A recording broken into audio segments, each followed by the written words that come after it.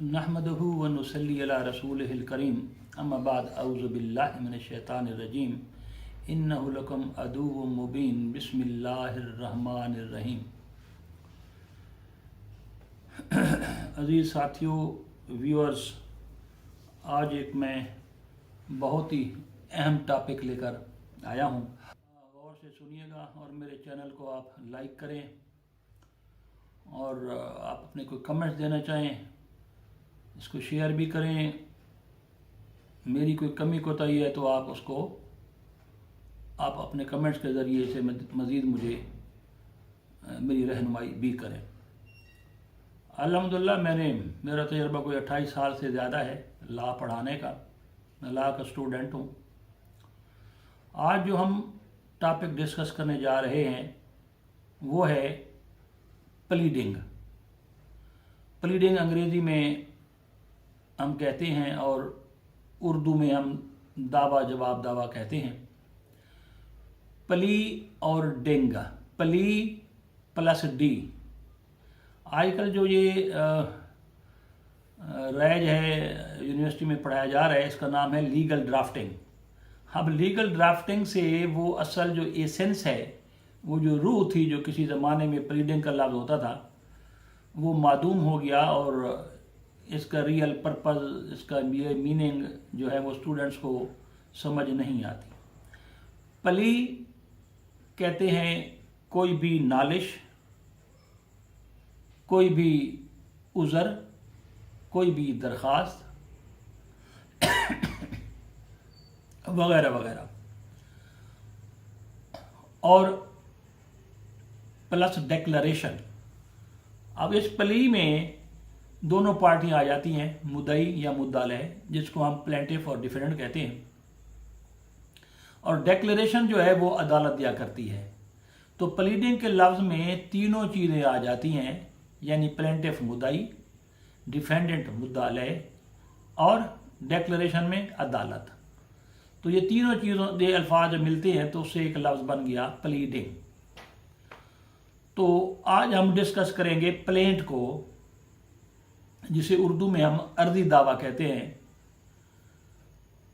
बहुत से लोग जो पढ़े लिखे होते हैं, क्योंकि हमारा जो फील्ड है वो एक टेक्निकल फील्ड भी है, जैसे डॉक्टर, इंजीनियर वगैरह, हर फील्ड की अपनी टर्मिनोलॉजीज होती हैं।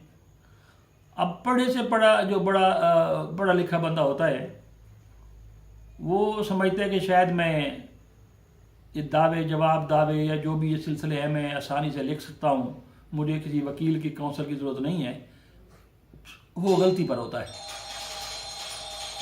तो आप ज़रा गौर फरमाएं कि आपका कोई क्लेम है और आपने वो क्लेम अदालत से हासिल करना है, तो उसके लिए एक काउंसिल एडवोकेट मौजूद होता है।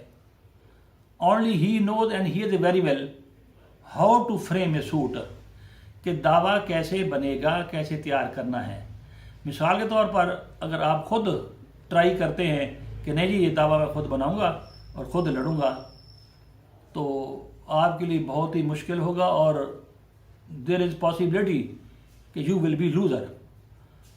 इसलिए एक आदमी जो कानून जानता है, एडवोकेट का मतलब यही होता है the person who knows how to locate law कहाँ पड़ा हुआ है। तो अगर आपने उसकी मदद लिए बगैर, सोचे समझे बगैर अपना सूट खुद फ्रेम कर दिया, तो फिर खैर मने आप बजाय इसके कुछ लेने जाएं लूज़ करके आ जाएंगे। तो आज हम तो स्टार्ट कर रहे हैं कि दावा होता क्या है, प्लेंट है क्या और उसको फ्रेम कैसे करना चाहिए।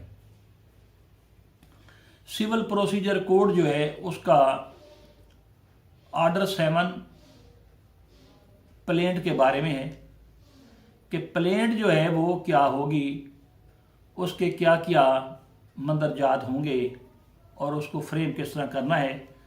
तो अल्हम्दुलिल्लाह हम इसको डिस्कस करते हैं। पहले इसके जो इंग्रेडिएंट हैं उस हिसाब से जो कानून ने बताए हैं, ऑर्डर 7 ने बताए हैं, उसको एक एक करके डिस्कस कर लेते हैं।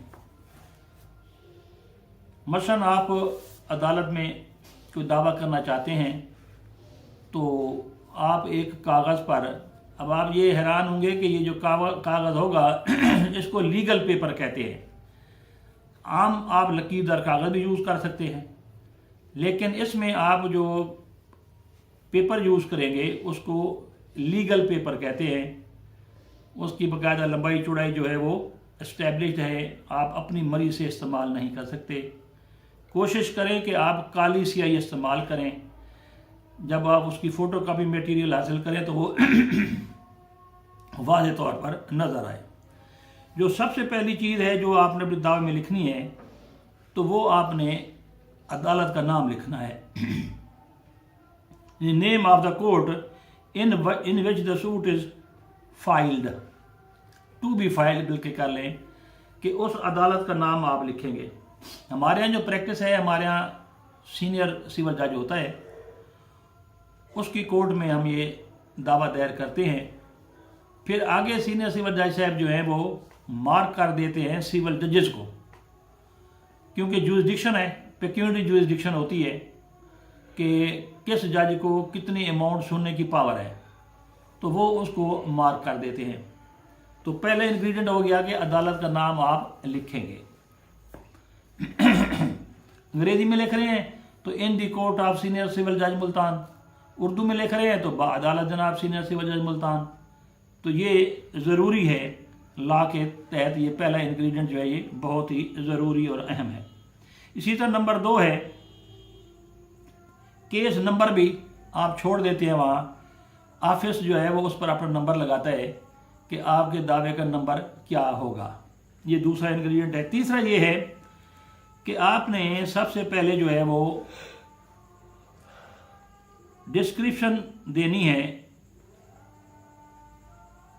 जो प्लेंटिफ है उसका वो कहाँ रहता है, उसकी ज़ात, उसकी वल्दियत, उसकी कौम, ये सारा निज़ाम आपने देना है।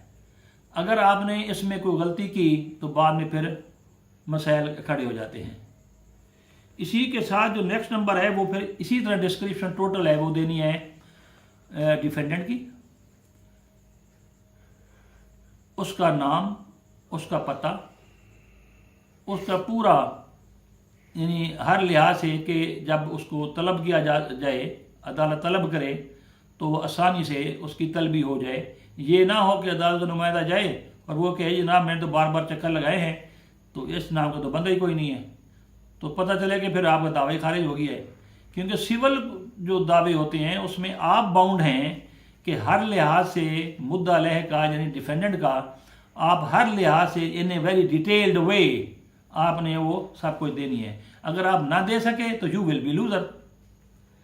इसी तरह जनाब नेक्स्ट जो है इसका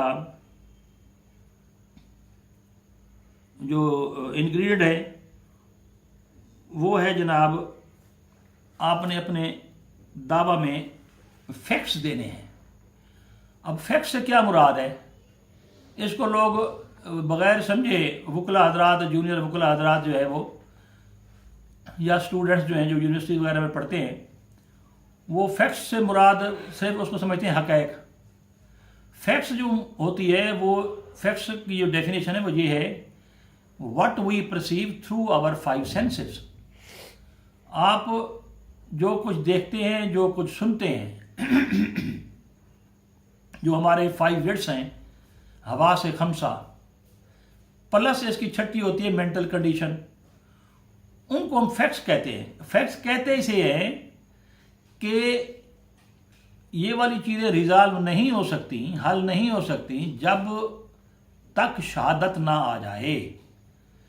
तो ये जो मैं बयान कर रहा हूँ नेक्स्ट इंग्रेडिएंट जो है वो है फैक्ट्स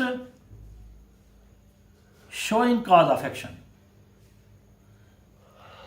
कि आपकी जो है वो ये जो है ये सारा निज़ाम फैक्ट्स वाला वो क्या क्या है। अगर आपने किसी से पैसे लेने हैं तो आया आपने उसको चेक दिया था, आया कोई प्रो नोट था, आया बिल ऑफ एक्सचेंज था, या कोई पे ऑर्डर था, या कोई स्टैम्प पेपर पर लिखा गया था, या ज़बानी मुआहदा था, गवाहों के नाम क्या थे, वगैरह वगैरह वगैरह।